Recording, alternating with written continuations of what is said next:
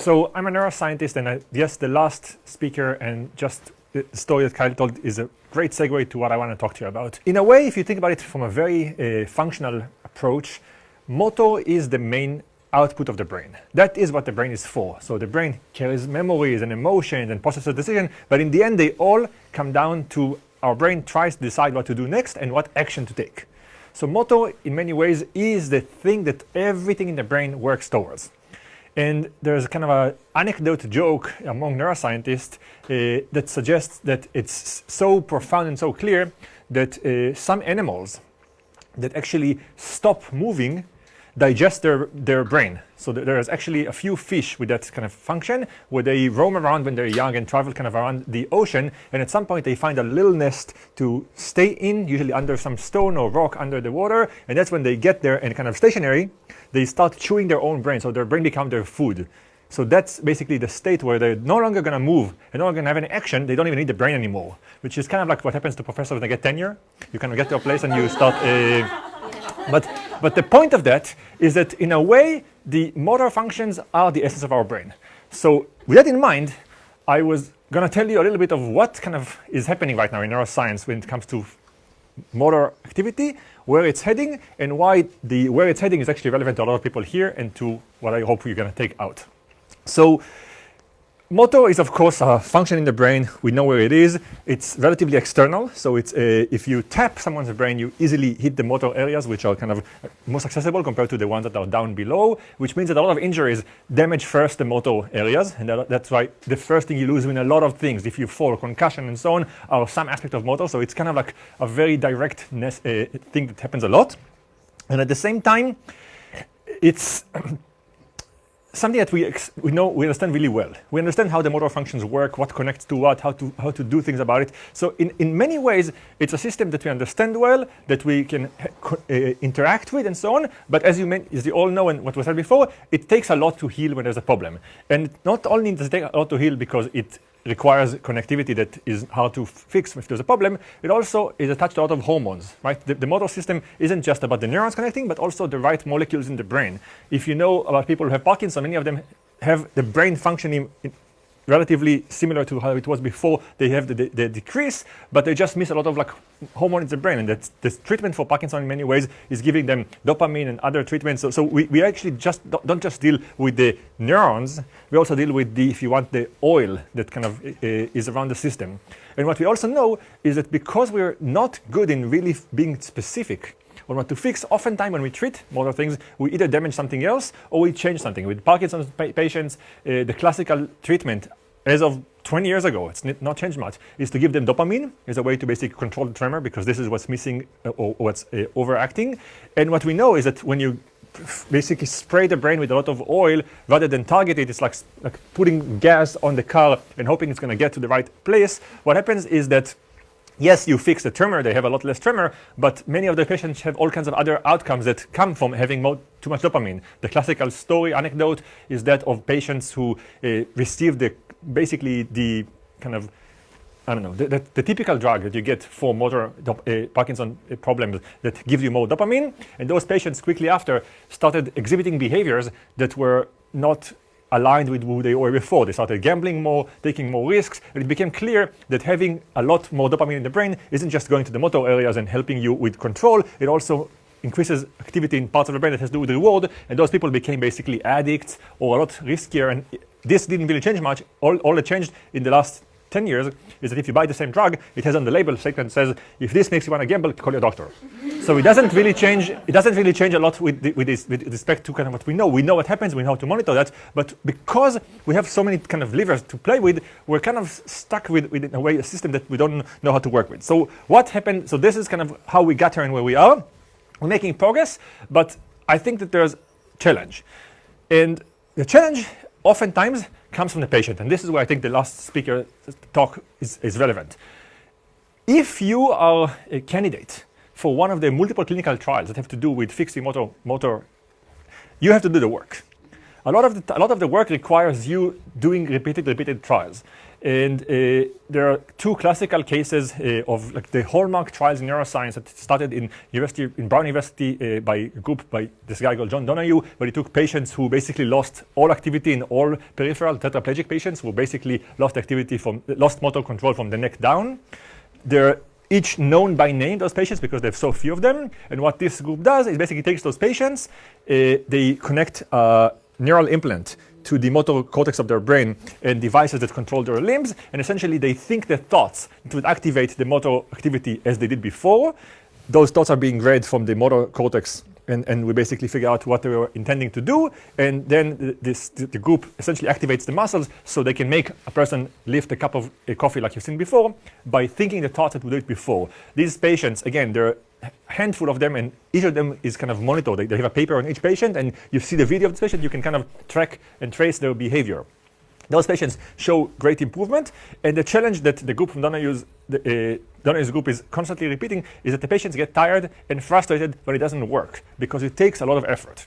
I'm now involved in a grant that didn't yet get approved, so I feel it's going to get approved, but we don't know. It's all about finding different ways, purely behavioral, to help patients enjoy the process more. So the patients come, they get a new wheelchair, and the wheelchair is robotic, and the wheelchair is supposed to learn what they want to do and help them move, or it's an exoskeleton that helps them basically control their limbs. And the learning curve would look like this, flat for weeks or months, and then gradual increase. And most of the patients I'm not the motor person, I'm the gamification person in this grant. The woman who came to me, the professor, Brenna Argal is her name, who basically worked with patients for a while, said that the main challenge is that the patients quit. They just try and try and try and try. You don't see any improvement. The wheelchair that you're supposed to control doesn't move the way you want. You're not able to do anything. And they quit at some point, and that's where the insurance stops paying, or if they don't have the money to afford the solution to take home, they're basically stuck with something that is kind of gradually, they have a meeting every month and so on. The problem right now is that. So here's where I take you to the future, and I'm going to end with that.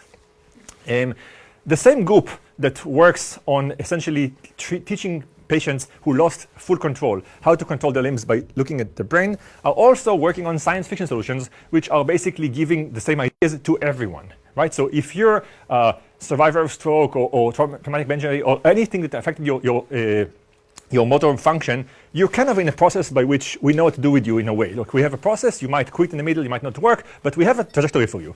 But if you're a person who didn't have anything, and you want to do something that has to do with getting neural implants, you're in a small minority of people that right now are kind of outliers in the system, and we don't really have a system for you. However, there are more and more people who are interested in that. So there are people in the world who say, I would love to have a neural implant in my brain that will help me think better or connect to Wikipedia and ask questions and get answers. And so there's like, it's still in the transhumanism approach and so on, but there's more and more of them. And they, in a way, rely on the 40,000 people in the world that have a neural implant right now because of trauma is a way to convince the FDA, the authorities, the regulators, that everyone should be allowed to put device in their brain for, let's call it recreational use.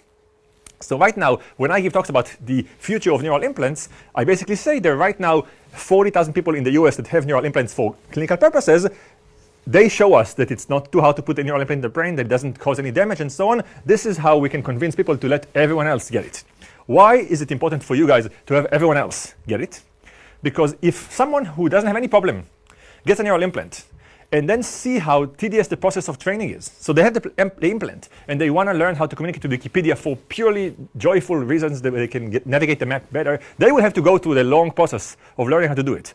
And suddenly when the world realizes the extent to which everyone has to work to get a perfect gelling between the biological brain and digital brain, it becomes a little bit more normalized to accept that it will take you like maybe 2 months of not getting any outcomes.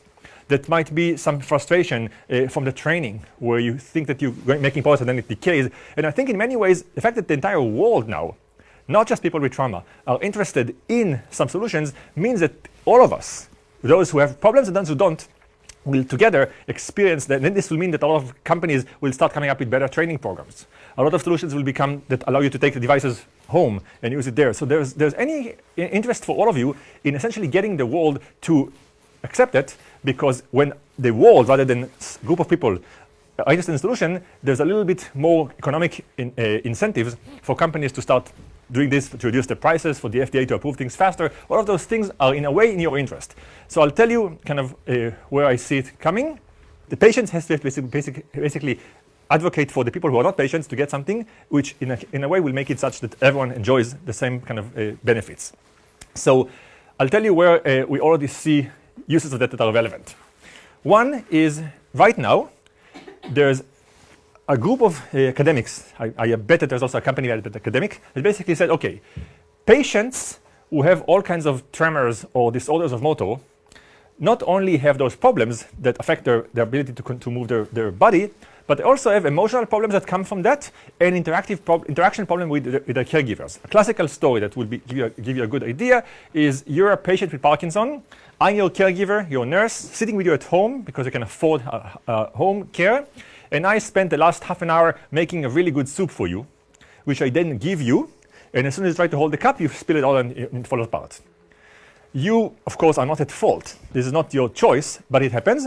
And me as a nurse might be frustrated from all the effort that was put and led to no outcome. This kind of narrative, which you can imagine how it looks in the room, is not unusual, not uncommon. It happens a lot that caregivers get frustrated with the patients because of the disease that affects interaction. One of the solutions that is done in a lab, clinical, is a kind of a research approach, is to give the caregivers in a hospital every week or every month an exoskeleton device that when they wear it, it's really like something you wear on your body, like a kind of Iron Man thing. When you put it and you turn it on, for a few minutes, it forces you to have tremor. So the caregivers, once a month, wear this device, and they feel how the patient feels. So it's kind of their hands jerk and move, and this experience is very visceral, and it makes you as a caregiver understand better your patient. So when you go see them afterwards, you suddenly have a little bit more empathy towards them because you say, okay, I know how it feels that you really want to hold the soup and it falls apart because I was experiencing this a few weeks ago.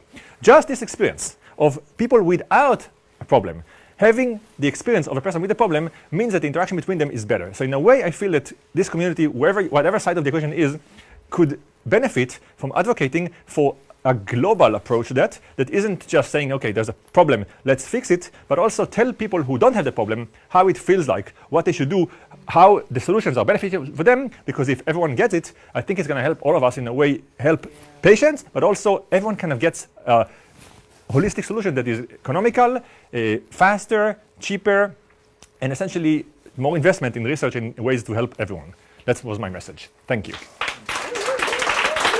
I would like to have you give the toast. Okay. I once went to a neuroscience conference. The biggest neuroscience conference is held every year somewhere else. It was held in San Diego that year. It's a big conference hall. And I escaped the conference, went for a second to a bar, went to the basement of the bar, kind of like this one, and there was a big graffiti on the wall that stuck with me and I think is relevant for today's message. The graffiti was, "It's only work if you'd rather do something else." And this stuck with me as a scientist. When I really don't enjoy what I do, I say, okay, it means that what you do right now became work. And I think if you build on what Kyle just said, I think that the process of healing is work. But if you find ways to make it fun, if you have a community that helps you, if you have moments that you can kind of quantify to say, okay, I'm making improvement and so on, then it becomes a little less work and you're probably going to do it better.